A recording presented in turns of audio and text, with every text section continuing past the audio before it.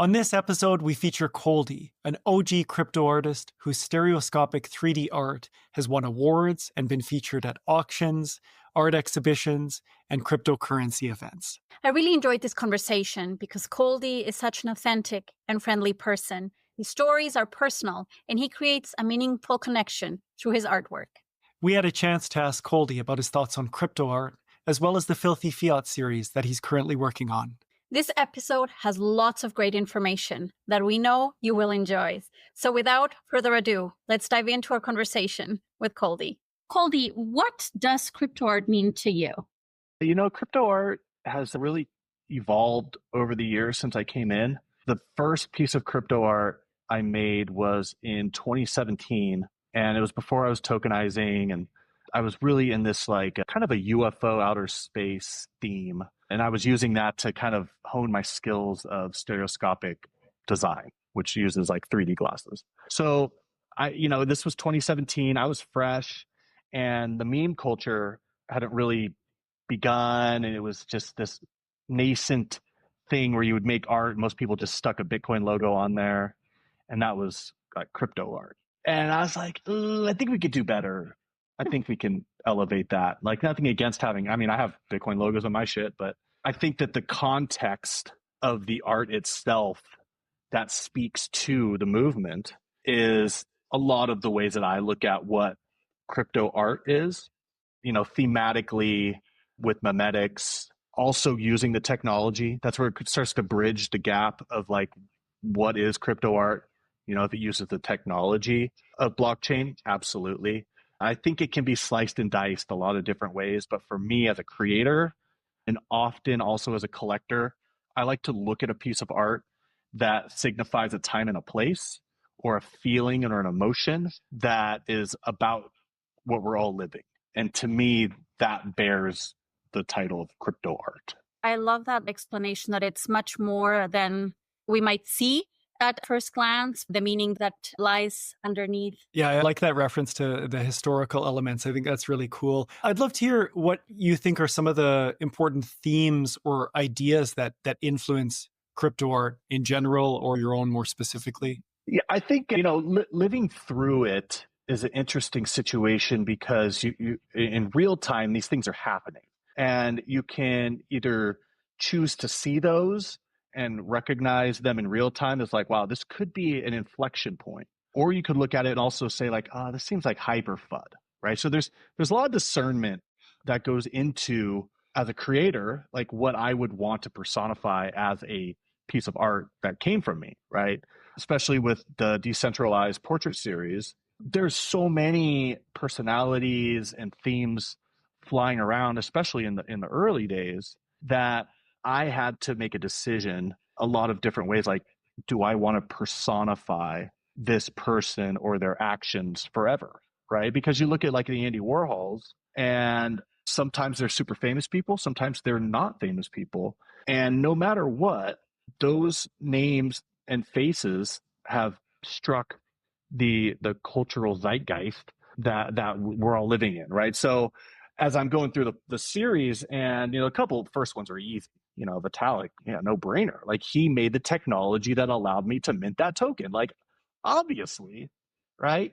But then you start kind of taking a zoom out, and there's different people that start popping up, and in a lot of ways, I wait for them to raise their hand to be a part of this. I'm not going on Google and saying who are the top 10 influential people. Like, that's not what we're here for. Like, I'm here to give a reaction to what I'm living in my bubble, right? I don't know everything, right? But when, someone like Edward Snowden is talking at the Bitcoin conference that I'm at, via live stream, because he can't be there, like, that already is like kind of crazy. Then he talks about buying the servers that he used with Bitcoin, and the crowd erupts. It was fucking chaos. And in that moment, I was like, holy shit, you have just raised your hand, right? You are now in. And that is perpetuated throughout the series, right? Warren Buffett, you got the people who are talking crap on it too. And that's part of the storyline. So I think as a creator, that's super important to me to feature these people on the plus side and the negative side. Because I think it just no matter what, like any attention is good attention, right? Even though Warren Buffett's talking crap, he's still talking about it. Everybody knows that guy, right? So let's use the power of Warren Buffett on himself and show more normies a portrait that they can say, is that Warren Buffett? I'll be like, absolutely. And now we're having a conversation, right? So that's the way, and that's the psychological way that it works as well. So, and aside from the faces and the names, there's just the movement and the peaks and the valleys of it all that I personally have felt. And I've had pieces that are euphoric, and I've had pieces that are absolutely wrecked. And that's a personal, more autobiographical statement of, this is where I am at in this phase. And I think I do it for myself. First of all, this is my therapy, right? I just make art because I literally have to do it. And at the same time, when you take a step back, there's other people who are also feeling these things. And I think that then when I put my collector hat on, and you can say, oh man, I remember, I'm thinking of a specific piece. It was in a barren wasteland, and it was like, oh God, it's been such and such days. It was just like, you're in the desolation, and like, we're gonna make it, and it's far off in the distance. It's what we're going for. Someday we're gonna get there. That's what I was feeling, right? And it's cool to have crossed that valley, right? Several times. You keep coming back to that valley. It's a little different, but it's still kind of the same. And to me, back in the artist hat, it's cool to see that. It's like, holy shit, like, cool, I made that 4 years ago, and I feel the same way again. Isn't that weird, right? It's the cycle of art, and letting things kind of bake over time kind of reveals some of the added feelings to it. That's really cool. I like the idea of curating through pop culture and almost self-nomination some of the figures that appear in your works. And you reference Decentralized. I think that's a series that we'll touch on in a little bit as well. Coldie, what works would you consider an essential part of the crypto art story? I think a lot of it starts with the artist. I think the artist is the Sherpa that's letting you into their world. And it's a very vulnerable spot, right? We've all talked to a lot of artists, and I am one. It's very vulnerable.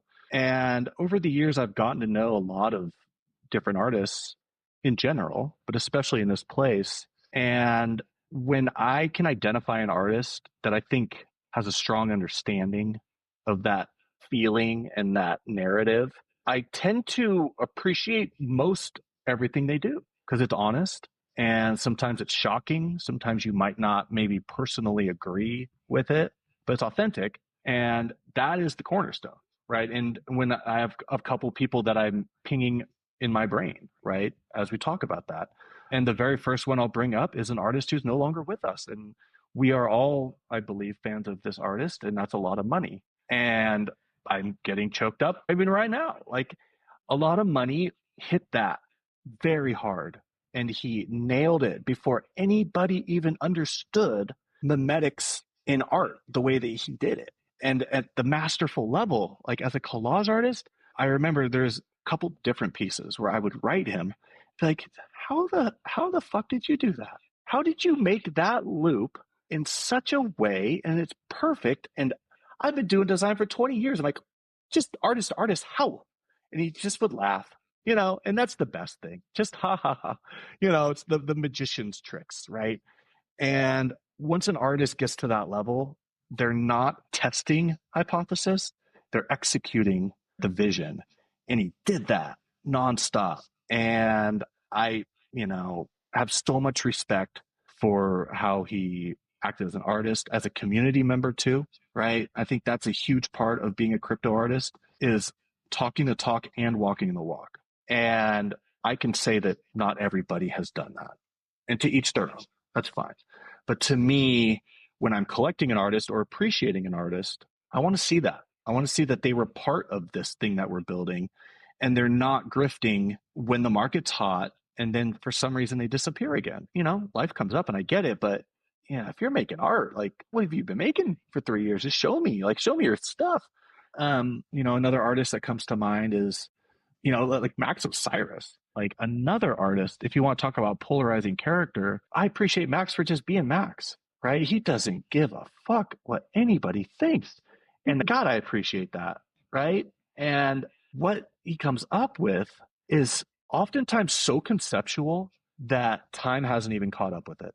It's a state of being, but it hits that tip of the needle, right? It hits so hard and true. That is what I look for. Being unapologetically themselves. Yeah. I mean, who else is supposed to be that way in this world than the artist? Like if we collectively as artists are not vulnerable and authentic, is that art? I know that there are varying views amongst artists, being very open about what a work means to them. You said your work is therapy, you're capturing a moment in time, and other artists kind of like shy away from sharing too much about their work and want the audience to interpret it. What are your thoughts about these varying ideas about what to say? I think there's two tracks.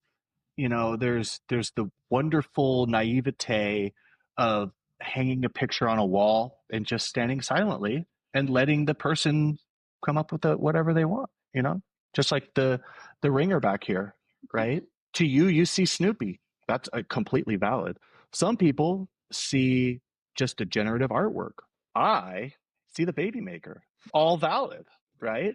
So I think that with that in mind, you can step back and say nothing. And I oftentimes love doing that because if I told you what it was about, it might not have anything to do with what you think it's about, right? It's like a song.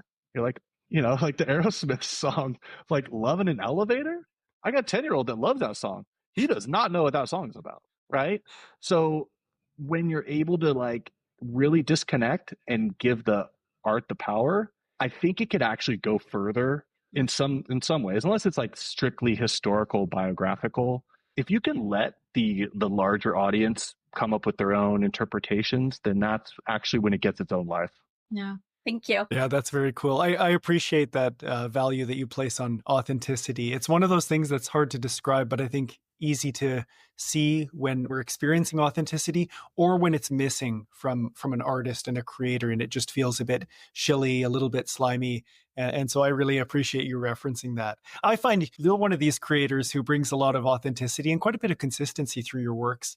Turning to some of your art, I'm a big fan of The Day We've All Been Waiting For. That's one of your, I think, first stereoscopic 3D collages, and you created it as a physical work early on in 2017. Can you tell us what motivated you to begin creating works of crypto art like that? That piece, first of all, my love affair for stereoscopics goes back to like 2007. And that was like a aha moment, right? Because even I remember back in high school in my graphic design class, I was always looking for that 3D effect. And it started off with a beveled ball, looked like shit, but it wasn't flat, right? So we're getting somewhere, right? Then you got a drop shadow. You're like, oh, I can make that drop shadow look more real, right? Okay, now we're starting to fool the eye. And when I found stereoscopics, man, talk about like a life's epiphany. I was like, I kind of want to pour my entire creative life into this, right? It's like from 0 to 100,000. And that got me inspired to create. And I think for a lot of people, you just need that little thing that gets you going. And for me, it was putting on 3D glasses and making these images come off the screen or the paper, right? And still to this day, anything I see that is well done in stereo, I am the geekiest nerd for, and I love it. So when it came to doing this, The Day We've All Been Waiting For, it was all these life's experiences, right? Like all those photographs I took in LA, San Francisco, they're just pictures that I had on my computer, right? Obviously, I didn't have a picture of an astronaut, but, using my life's experiences, I created a scene. And I had never made a scene before. It's like, I need to get this thing some depth. So I got to have a bunch of layers of buildings and, a moon and an astronaut. And then it just started taking off. HODL was a very new term back then, right? And even some people that were in crypto, they're like, oh, I don't know. What is that? Like HODL. And, it was me kind of picking up in my own bubble the memetics of the culture that we were growing, right? And, I had a HODL sign, I had an astronaut going to the moon. And that's mostly because I was doing UFO art, to be quite honest. Like the astronaut was going to be in there because I loved space, right? So some of these things I understood, and some of them are kind of synchronistic, where I was like, wow, like it's pretty crazy. I was into like all this space and moon stuff. And then it was already a theme in my art, and it all kind of played together. So that piece specifically, I hold near and dear. And, it was minted on Rare Art Labs in 2018. It's one of my first pieces. And, quick story, back then, no one was buying any of this stuff. Literally would sit there for months and months, and maybe another artist would buy it, or maybe the founders, the guys on the platform would pick up a piece. It didn't matter, right? I was just like, I kind of looked at like a dating site where it's like, you make a profile, you never know, improve your chances. And it was pretty crazy. They had a little partnership they did with Coinbase. And Coinbase was very new back then. And they had this deal where Coinbase could pick two pieces off of the whole Rare Art Labs to collect. And they picked the day we've all been waiting for. And I was just blown away. Like, that's awesome. Like, thanks so much. And the cool thing about it was they put it up in the lobby of Coinbase headquarters. I live near San Francisco. So I would go there. That's like my cultural hub. And I would I did a little pop-up show at the ETH Hackathon 2018. I called them up. I was like, hey, can I do an art show? They're like, what? Yeah, we don't care. So I set up an art show. And I had a bunch of people who were there just milling around from Coinbase saying, hey, man, I walk by that artwork every day at work. And it was crazy to me that they actually hung it up. I thought they just like took the token and were like, whatever. They're like, oh, no, it's up. I see it all the time. So that was cool because it had entered culture, right? It had gone to the people who are living that. And then when they go to work, they're getting a little dose of crypto art, right? And that meant the world to me, right? And yeah, I mean, that piece, I freaking love that. I had no idea that they had selected it, that they were able to choose from the Rare Art platform. That's amazing to hear. And yeah, it has embedded itself in culture by being displayed directly within their headquarters, now a household name associated with crypto for so many people. Coldie, you mentioned that back when you were creating this piece, people were not interested in it and it would sit there. What do you think led to that shift of people being more interested and maybe getting what it was all about? Well, I think for a lot of the collectors, they'd most likely done well in crypto, and they came in with a vision. Part of it was supporting the artists, a lot of amazing benefactors or patrons of the art, but they also had a thesis. And that thesis was exactly what we're talking about, is there are culturally significant artworks that are being created at an early time in digital assets. And just like Paris in the 20s, if they can get a hold of a couple of these things, they're one of a kind. So there is only a small handful. If you're talking 2018, none. There was not like a Rare Art Labs buyer. It started for me, it was super rare. I think that was kind of the epicenter of the early one-of-one collector market. At that point, there was maybe 5 to start with, and then there was 8, right? And then got up to 10, right? There's a group, and it wasn't that big, but when someone came in, it was a magnitude size larger, right? Because there was such a small sample size. And it was exciting back then because it was just price discovery. There was no idea of what anything was worth. There was no dollar signs in anybody's mind, or at least not in my mind.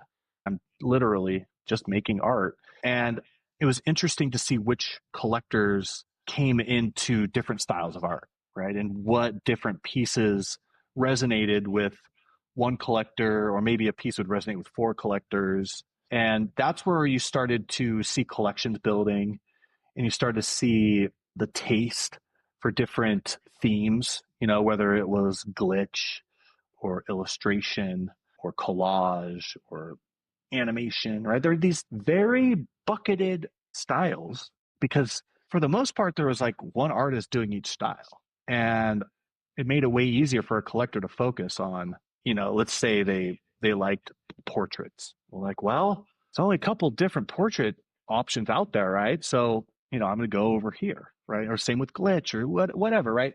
And then it was very easy to make a collection back then because there was bidding wars, and that was awesome. It was super fun to see two people passionate going for it. And I really do miss that from where we're at now. And I would like to see more of it.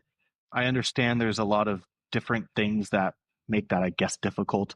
When there's people vying for something, I think that's the most beautiful form of price discovery because it's not me saying this is worth X amount. It's me creating something and letting the market decide. And through that, observations are made by the larger public. They're like, oh, wow, this thing went on a bidding war with two people for 3 days. And then two more people came on and it lasted 2 more days.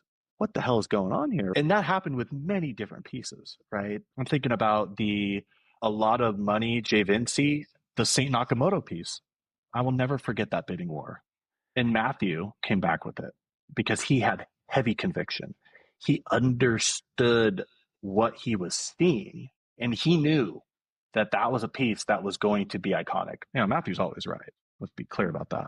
And he was absolutely right with that one. So, as time goes on, people are building collections, and the artists are really just left to their own devices to just do whatever the hell they want, which is how it should be. And there wasn't a mindset of what are people looking for, right? It's like, it was just a little bit more pure back then. It still is purity, absolutely. And everything I make, I always put my mind in that space, right? It's always 2018. It's not, I've been doing this for 6 years. Let me run the numbers and see what's been trending, right? If I'm doing that, I might as well just start a business doing something else, right? But if you can kind of harness that naivete as an artist and simply say, this is an authentic thought in my mind, my thesis is that trajectory is what creates the bedrock of a solid life and the foundation for creation, right? Like if I made portraits nonstop for 6 years, I would be so burned out, and like you would see it. You'd be like, oh, wow, he's been doing the same thing for about 2 years now. Like, that's not good. So I try to do fucking weird shit that scares me and makes me unsure if I can pull this thing off. And when I get to that zone, I know that I'm fulfilling my needs as an artist. And then whatever happens from that, it's not the same as the last one.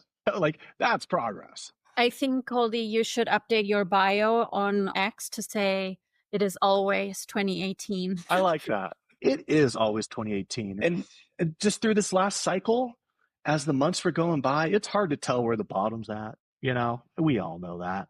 But when we were deep in the dregs of it, there was like, yeah, this feels like 2018, right? Because we go through cycles where it's like, oh man, no one gives a shit about anything.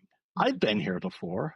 What are you going to do? Keep making, right? Keep creating, keep staying inspired. And then it was like, oh, it feels like 2019.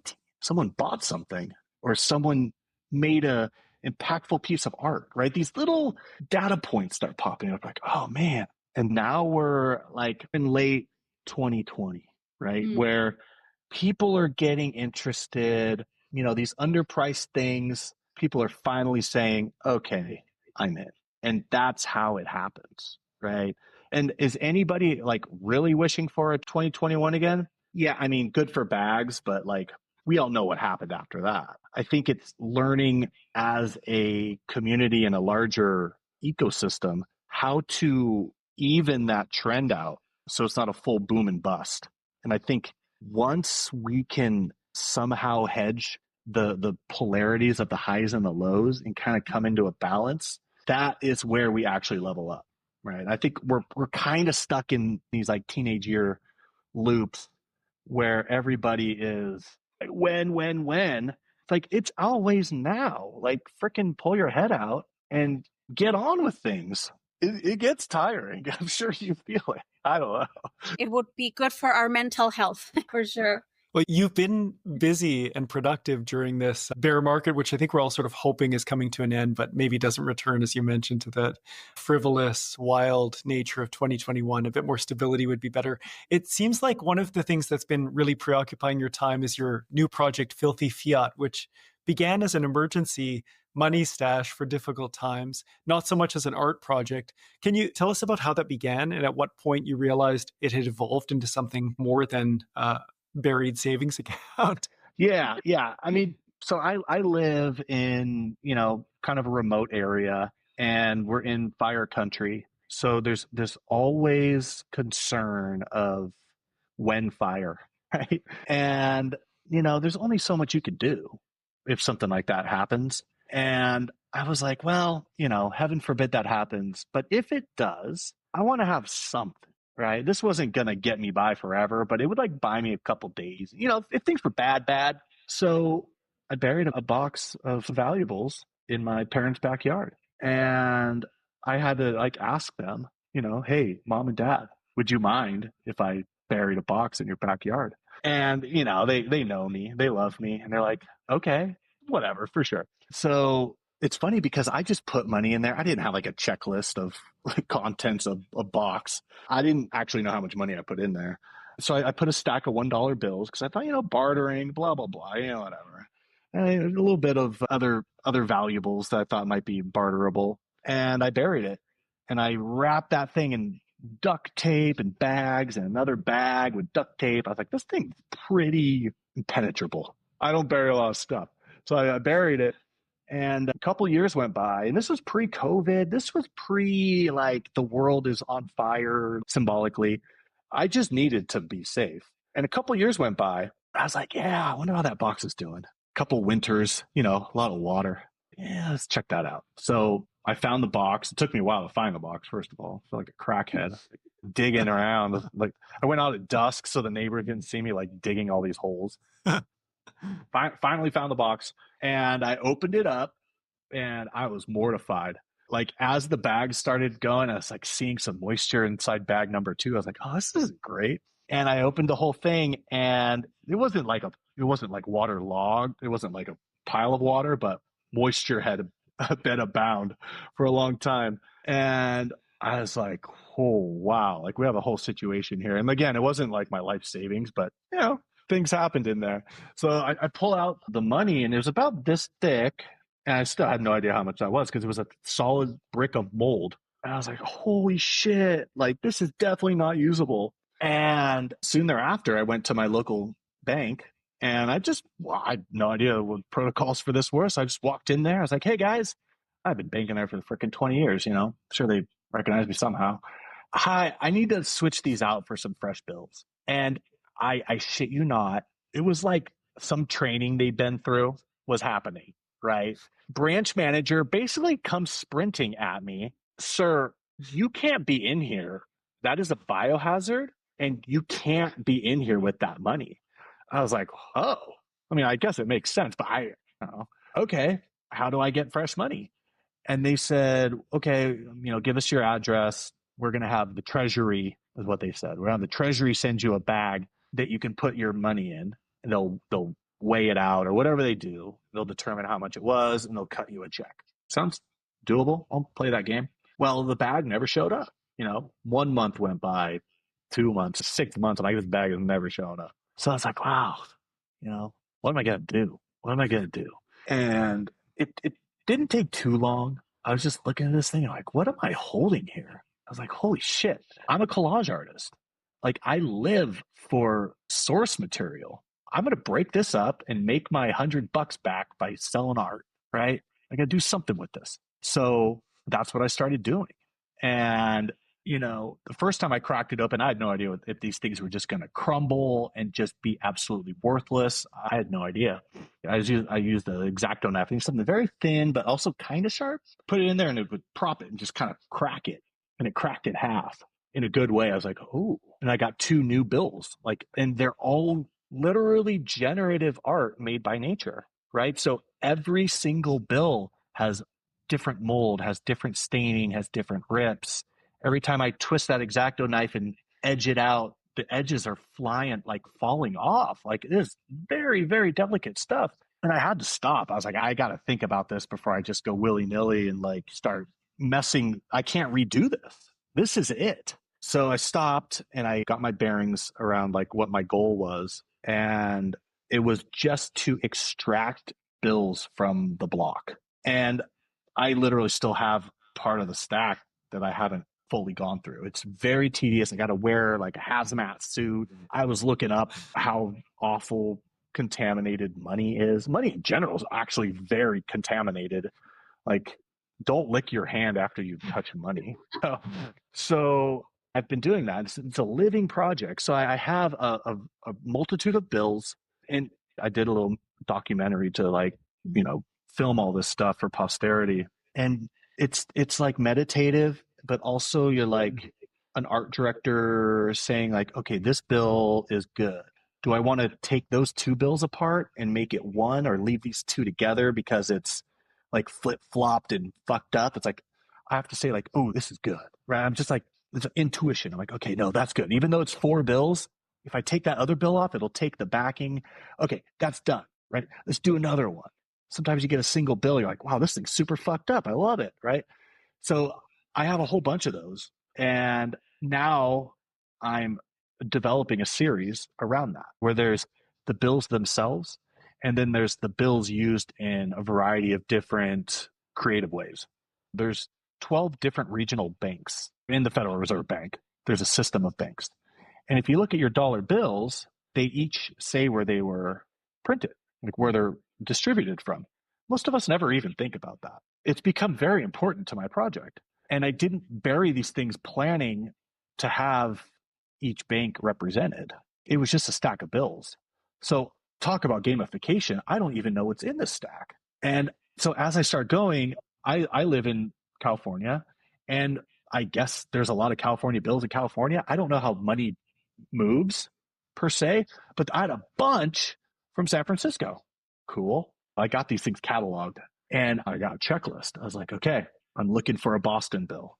Boston bills are not that easy to get. I'm learning, at least in my sample stack, not that many Boston bills, right? I got like 2 of those. And so those are like holy grails, right? I have, as of this day, I have 11 of the 12. I have not found, through probably 75% of my stack, the H bill, which I believe is St. Louis in the Midwest. And it's like this Willy Wonka thing I'm going through, cracking bills, hoping and like literally praying that when I crack it open, I see the next one that there is an H. Haven't found one yet. So that's my anxiety right now. I'm literally in real time figuring this project out as the value of all money is deteriorating. And this series symbolically references what happens to our money every single day. It loses value. It's fragile. And even if you keep your bills in pristine shape in a bank, they're losing what, 10% a year? They say it's like 3, but let's be real, especially in the States, our money is deflating extremely fast, the purchasing power. And just like these bills, when I take a bill out and I go to scan it, sometimes flakes fall off of that bill. And I am very, very careful, but it's just part of the game. Eventually, it will all become dust. So the story and the art is happening at me. And I kind of feel like the guinea pig who's just trying to make sense of this madness, but it starts telling me a story, right? And that story evolves with the art. I like so much about this project. There's that found objects vein of art, and it feels like this fits into that. Even though you hid the object on yourself to begin with, the context that it came out in was very different from how it was left. And I love the metaphor that you alluded to there of the monetary debasement, the disappearing value of fiat that you also see. You see it crumbling in your own hands. It's not just an idea that our money is becoming worth less every day, but you can also physically see it disappearing and disintegrating. Do you guys want to see it? I could pull a couple bills out. You want to see a? Yeah, I would love to. Give me a sec. Let me find them. In the meantime, we can admire the baby maker. Looking at the background, I really like that face on top. This one here. Yeah. So this is a Pindar Van Arman robot portrait of yours truly. Yeah, I love this piece. I think it's important. It's important for all of us just to commemorate where we are in time and space. And getting that portrait done was one of those things I had to do for myself, almost just as a scrapbook cool thing, right? It's like, how often, first of all, can you get a robot painting done at all, especially by somebody you admire that is of you? It's like, no brainer. Okay. So here's I'm not sure if I can see this. Oh, wow. So it's in a bag. So there's, you can see those black. I mean, that's just black mold. Do they have any smell, Coldie, when you open the bag? It's not like, I mean, they're musty, but if you walked by them, you wouldn't think anything of it. So that first one was the A bill. That was Boston. And this is New York. So you can see that seal there. That B is the Federal Reserve banks. And, these are kind of like the choice ones that I've said, like, as the time is right now, these are like the bank, the bill for these regions. And just for different reasons, some of them are, the front is one way, like right side up, and then the back is like inverted because that's how the bill's stuck together, like two bills. So there's just some really cool collage. And like some of these, let me find, are like so messed up. Oh, I don't even know. This is like one of the first pieces that I extracted. And I'm not like die cutting and trying to do anything cute, right? That's not my job. The paper's job is to find the breaks and the folds. I'm not trying to die cut George Washington's head. That's not this. So this piece was one of the very first pieces that came out, and I don't know how it happened because I haven't come across an artifact like this yet. So this, again, it's kind of hard to tell. This is George Washington's face, and it's just a weird artifact that I've got like 50 bills, and like there's nothing like this thing.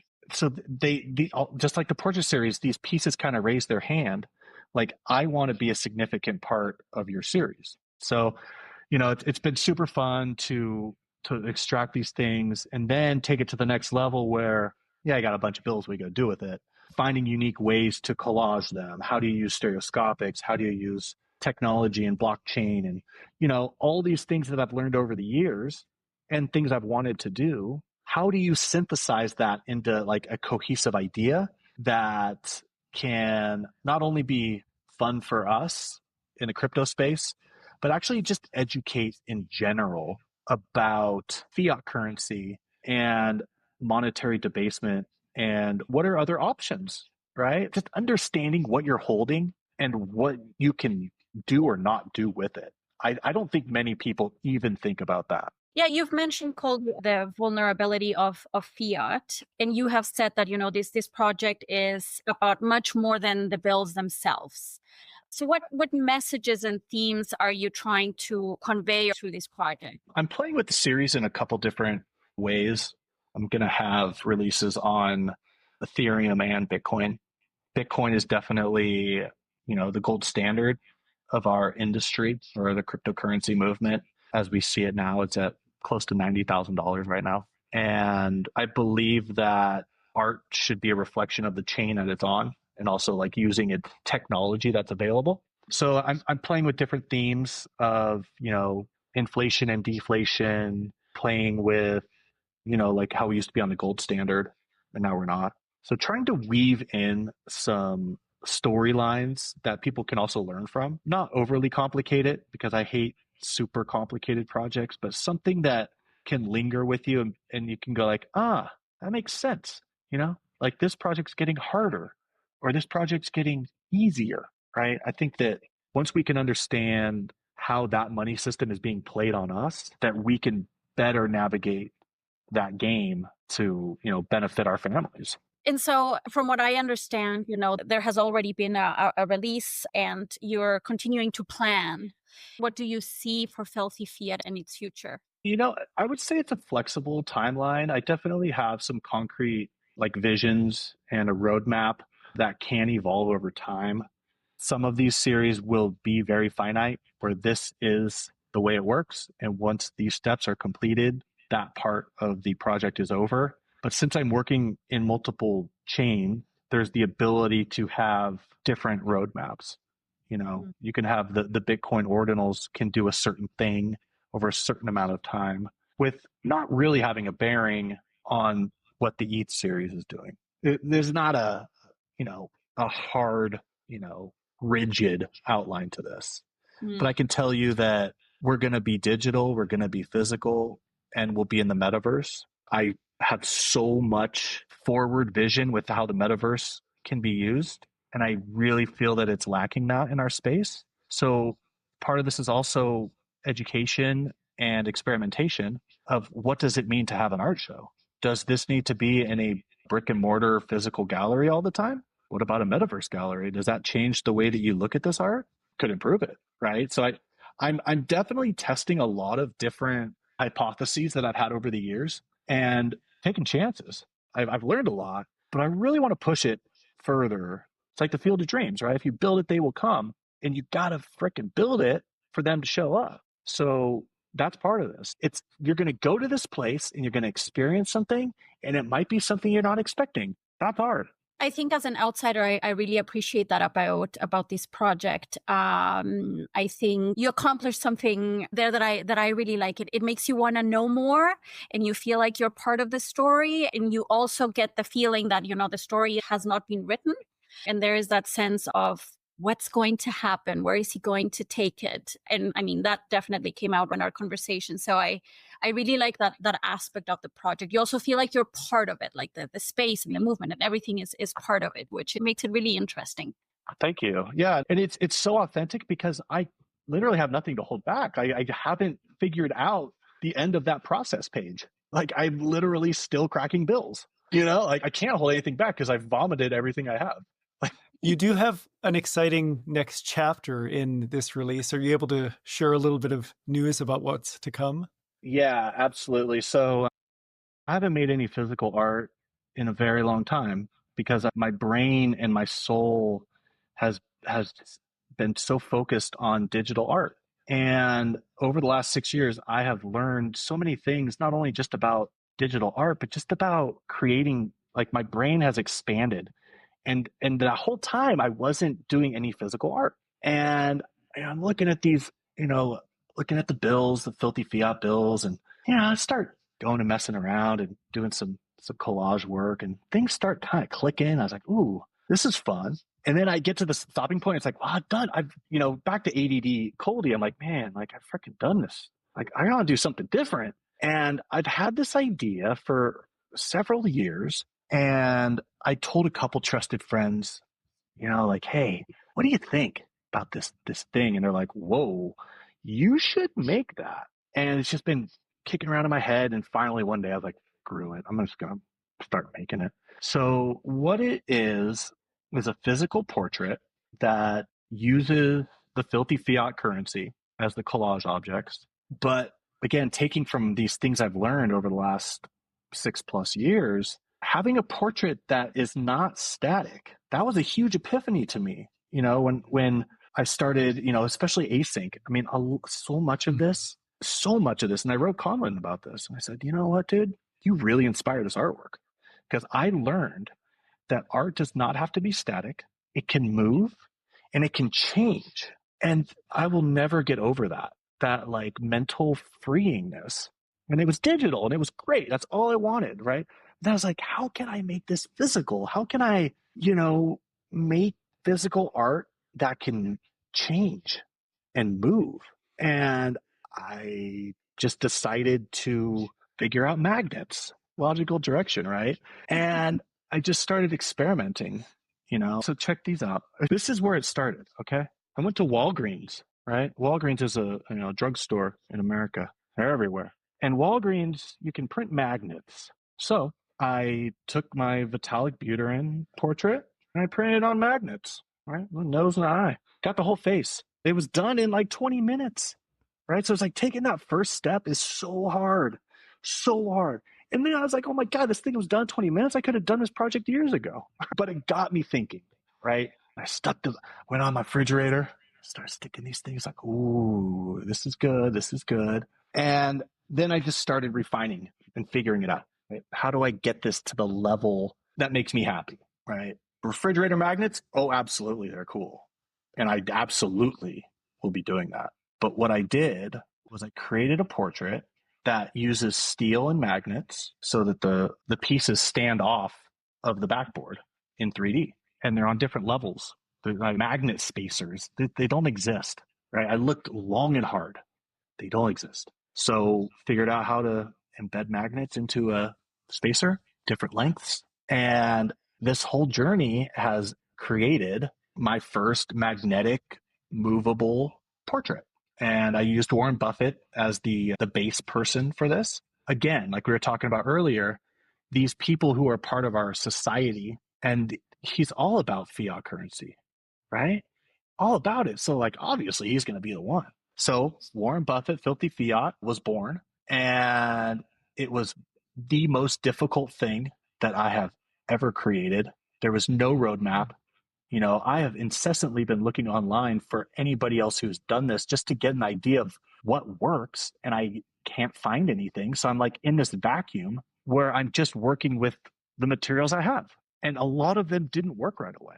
You know, there's a lot of technical challenges of hanging objects off of magnets vertically. They're not supposed to do that. So figured it out, and hats off to my partner, Raphael, who is just a jack of so many trades. I could come with these ideas, and he has this background in, you know, engineering and building things, and we figured it out. We freaking figured it out. And to bring it back to the release of it, I was invited by Gamma, the Ordinals marketplace. I've done a Michael Saylor release with them, and a culture drop. That was wonderfully fun. And they're just a great team. They asked if I was interested in doing this sale at Christie's. I was like, really? Wow, this is fantastic. And it's not a traditional crypto sale. It's a traditional art sale, right? So the collectors are mostly trad art buyers. And they said, yeah, so we want to do a physical paired with an ordinal. Would you like to do this? Like, absolutely. And at that moment, you know, like, they're like, yeah, you could do a physical. And I was like, you know, do you guys have a second? Let me show you this thing I'm working on. Like, literally working on the idea. And I showed it to them in like dev version 3, right? And I'm like, this is not it, but this is it. You know, the materials will be different. And I was moving the pieces of the portrait around, and, you know, taking the pieces off and showing like you could put one eye on there and turn the face upside down, or you take the hair off, or, you know, it's endless, literally endless configurations physically. And they were like, oh, wow, like that sounds cool. So I had to get it done. It wasn't even made. So I got it done, and I'm super proud of it. And it's the first one, which to me is beautiful, because I think that there's a perfection in imperfection, right? There is the quest of perfection, but never should something be perfect on the first. I don't believe that way, right? Because there's always things to evolve, right? This piece is so perfectly exactly what I want. And inside my brain, I know what I'm going to do for the next one, right? So it's exciting to like invite somebody to be like, do you want the first thing? And it's an experiment, right? And so the level of this piece is very exciting, because I'm inviting the collector to collaborate with me. They have full reign. They can literally move these things however they want. They're two-sided, right? So the hair is two different things. The mouth is two different things. So you already have 20 different pieces of combinations. Have at it, you know. But what I'm going to do to, again, take it to this kind of blend of Web 2 and Web 3 is to invite them to play an ongoing game with me, where over time, I will send them new layouts. They, if they choose to, update the layout to the new look. And then they will send me, you know, a photograph of that. And over time, different things will happen, right? And I will be documenting that on a token, where I upload those photos for provenance, so that as time goes by, this is a living, breathing piece of art that has visual reference of these stages that it was in. And this all goes back to the stuff that I've been learning with blockchain, you know, and it's exciting, right? Like, that's why I want to create these weird things that there's no rules. And it's a huge experiment. This thing has only been alive for like a month. This is a brand new idea. So to bring someone in and be like, we are in this together, like straight up, like we're going to figure out this thing, but that is part of this whole story. And I am just so excited to see it like have its life. I created it with a thesis and a vision, but aside from that, I got to get out of its way and just be there for it, just like a parent. And like, I don't know. That's so cool. I love hearing the background to this. And it really feels like bringing some of those participatory dynamic elements of async art into physical existence, which didn't really feel possible. That seemed like the beauty when async went live, is that, wow, you can't do this in the physical realm. And now you've pushed that frontier and challenged the idea. And I look forward to watching this unfold. Yeah, and I appreciate just let me tell the story. It's exciting because I haven't really gotten to tell the story. This is so freaking brand new, and it invigorates me to make more things, right? And I'll tell you, a lot of it has come from. So I have a son, and when we take him to the gallery, it's the classic like, do not touch the art. I don't care if it looks like a little lovable bear, you ain't touching it, right? And that thesis has really stuck with me forever. And my goal of this is to throw that on its head, where this art is supposed to be touched. This art is meant to be moved. And through that, we can get deeper connections with the art we appreciate by being a part of it, instead of like stand behind the line, sorry, no photographs, all these rules. There's no rules, right? It's a free for all. And I have visions of this expanding in, God, just so many beautiful ways that invite people to touch the art, right? Like, how much fun would that be? And it will be. I cannot wait for that. I really enjoy the rebellious nature of it, and also the collaborative nature that really starts with you collaborating with the elements, and then having this collaborative approach with the bells, and then it goes all the way to the collector and then the audience. It's really interesting and dynamic, and we don't know what to expect, right? Like, you may have a vision for the artwork and then the collector may have a very different one, so it'll be neat to see what unfolds. Coldie, I have one last question for you. You have continued to explore crypto themes through your artwork for more than 7 years. Why is it important to continue to make artwork that features the people and values of the crypto ecosystem? I just see this as an inflection point in finance, an inflection point in culture, an inflection point for so many artists who never had a vehicle for sharing their art or really having a chance to get out there. And this movement was built on that, right? I'm one of those artists, right? Like, countless art fairs, right? Where you put stuff in your car and you drive an hour, you set it up, talk to, a couple people, you're just sitting there and you come home. Right? I'm going to freaking cry just thinking about it. But that's part of it, right? And there's so many of us who were living this life, and because of blockchain and digital assets, we can get directly to the people who care about our art. We don't have to hope for that right person at that right moment. It's so hard as an artist to do that. Like, it's daunting. And this technology created a way for all of us to just share freely, and in the process, keep creating. And I will live and die for that, because art's been on blockchain for over 10 years now, but still 0.001% of artists even know about this, let alone use it. And there's no doubt in my mind that art will continue to be consumed this way, and only to a larger degree as a fractal over time. And my whole thesis when I came into this was to be a guinea pig and to show artists that I appreciated and who I thought would benefit from this. It was always Banksy and Shepard Fairey. I love that type of art.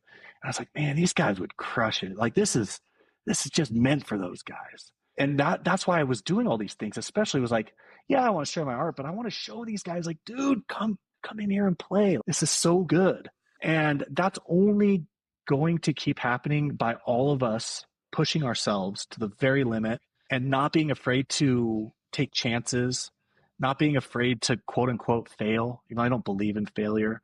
I believe that that is why I make these things every day. I make them for me, first of all, because my brain is so chaotic that I have to make things or I just get all angsty, right? I have to make things.